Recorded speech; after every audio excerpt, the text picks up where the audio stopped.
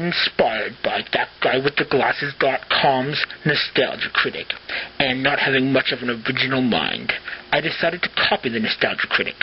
But instead of reviewing old movies from the late 80s and early 90s, I'd review old black and white movies as the Old-Timey Nostalgia Critic.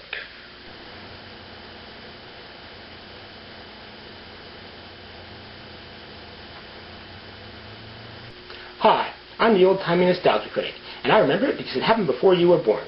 Today's movie is the 1958 film She-Demons, about, well, she-demons. No, not those. These. Yeah, I know, not as compelling, but better than a movie about he-she-demons. See? So the film starts off with something really captivating, you know, to draw in the audience. Drumming. Keith Moon, eat your heart out.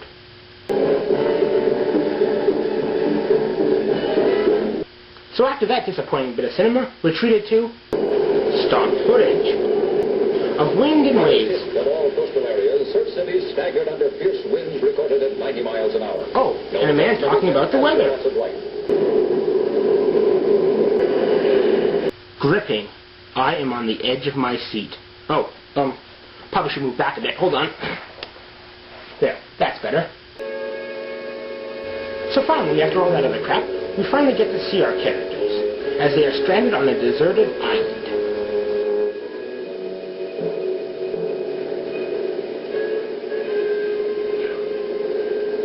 But instead of showing you all the dialogue that explains the characters, I'll sum it up for you in one song. Just sit right back and you hear a tale of a fateful trip that started from this tropic port aboard this tiny ship.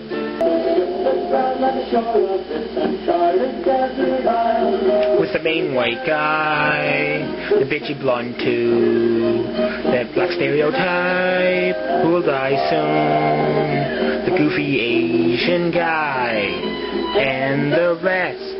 All here on Stereotype Isle. So that pretty much sums it up. 4 people stranded on a deserted island. And if you really want to know what their interactions are like, here goes. This canvas is supposed to be waterproof. If it isn't, we can get our money back. I'll have to hand it to you, Sammy. You haven't thought to check the radio when the big blow hit.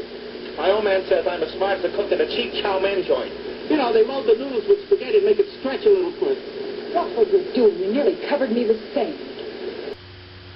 Gee, they're really overdoing the bitchy blonde stereotype here. What's next? They're gonna have the black guy doing voodoo?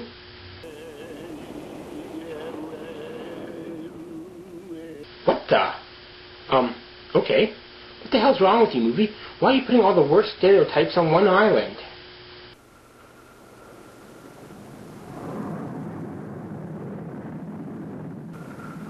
There she is, Pat. He targeted that patch of rock in the center of the island. Dead winds prevail from the west. When we make the bomb run, we'll come in due south of 25,000. Roger, Pappy. 3 runs should blast that island out of this world. Take a good look. We're heading home. Oh, okay. You did it to kill them. That's good. I can support you on that, movie. Bomb the hell out of the island. Kill them all. But unfortunately, it was just a preliminary scouting trip, which leaves the characters not knowing when to expect the bombs. But of course, we the audience realize it will be when it is most convenient for the plot.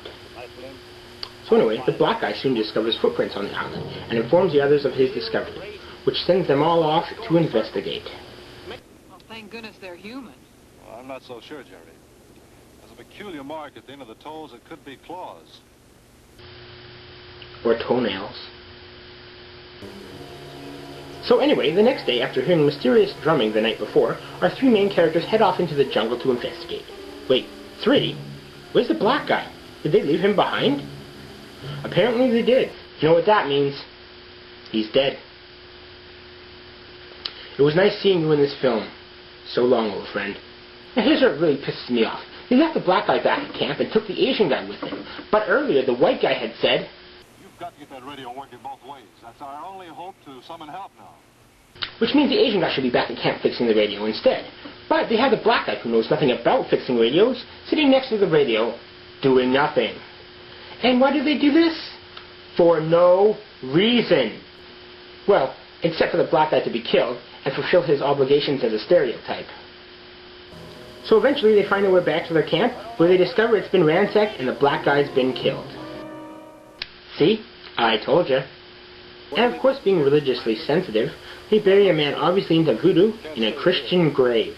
Then, spotting a trail of blood, they decide to follow it. And in so doing, they come across a dead body. The dead body of a woman, Skeletor's fat wife? Emo Phillips' deformed twin sister who grew up in the attic? The Elephant Man's mother? Scary Spice? One thing is for sure, this lady is definitely the definition of a butterface. A woman's body with the face of a demon. Ah, so that's where they got the name for this film. They're women with the face of a demon. Ah, thank you for clearing that up, movie. Demon. She-demon. We have movie title, that's one.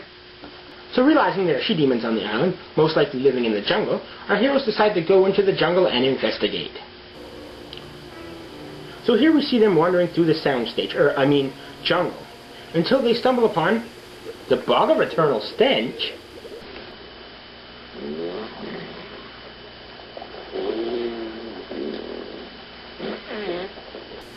Continuing on from there, they go deeper into the heart of the jungle, where possible danger is everywhere.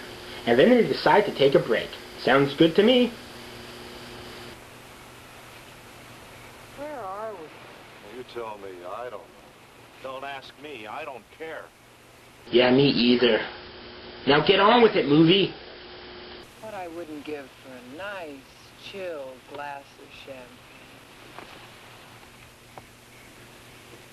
Miss Turner, what is your pleasures this evening? Oh God, now the movie's trying to be funny. This better be good. Well, first, my good man, I'd like some chilled madeleine. Make sure it's very, very chilled. That is the specialty of the house, mademoiselle. And for an entree? A sliced tenderloin, but only if it's rare. So was that it, movie? Was that even a joke? This whole movie's a joke. What's black and white and lame all over? This movie! It must be. And so the movie continues on. Sounds like Drums. Yeah. Do you hear it too, huh? It's coming from that direction. Come on, this is what we were waiting for. And this is what I was waiting for.